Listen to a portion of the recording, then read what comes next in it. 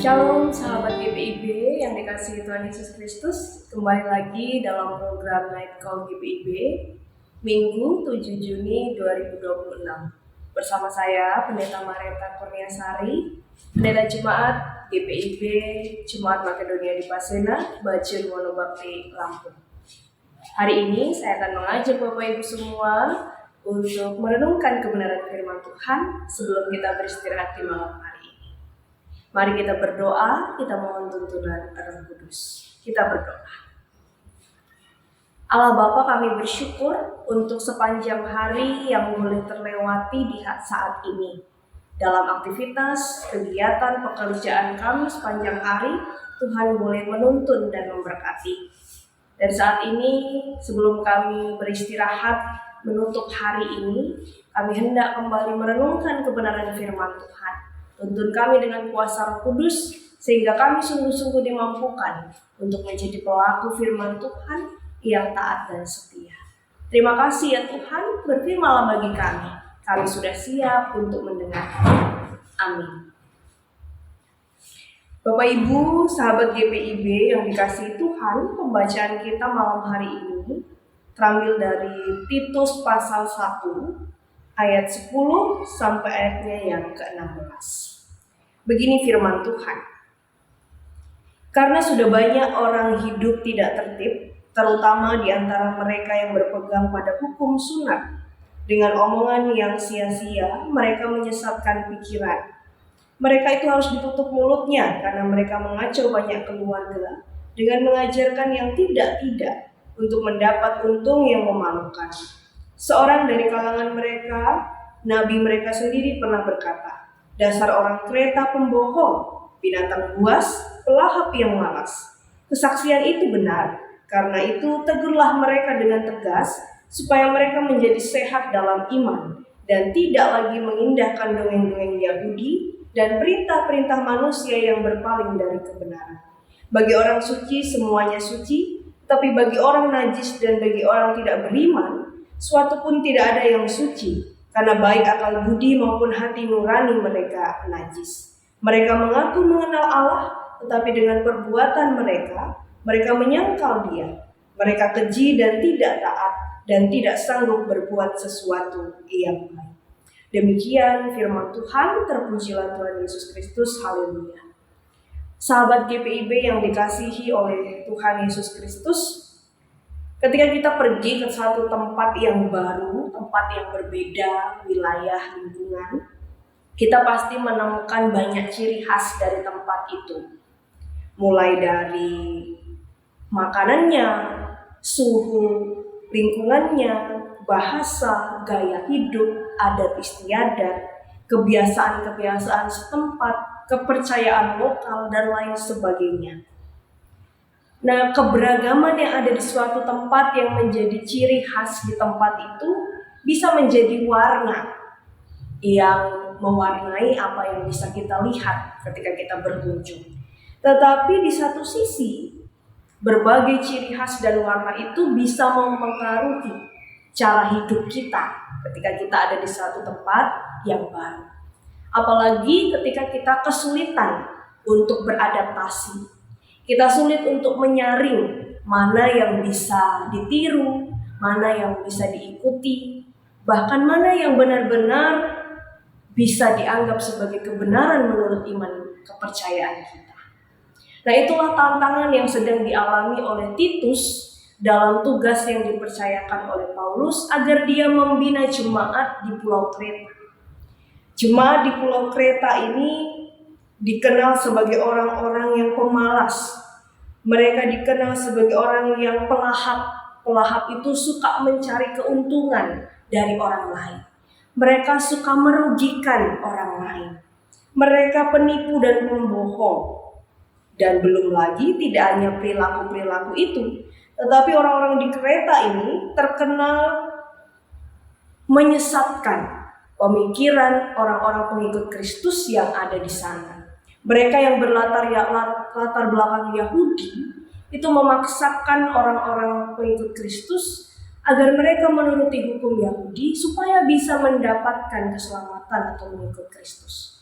Padahal menjadi pengikut Kristus itu adalah sebuah anugerah dan karena iman percaya. Bukan karena suku mereka, bukan karena sunat, dan bukan hal-hal yang lain. Tapi sungguh-sungguh iman kepada Kristus. Jadi orang-orang di Kreta ini dikatakan Paulus adalah orang-orang yang suka mencari keuntungan.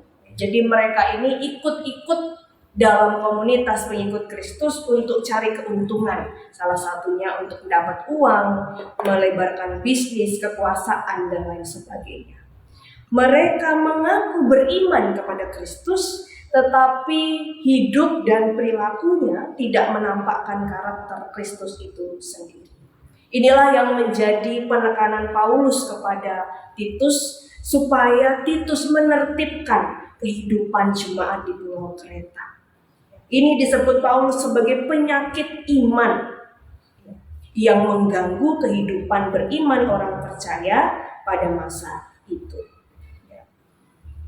Titus diminta untuk menegur dan menertibkan perilaku-perilaku jemaat yang tidak mengarah pada kebenaran Allah, tetapi yang hanya fokus memenuhi keinginan dan kepuasan pribadi.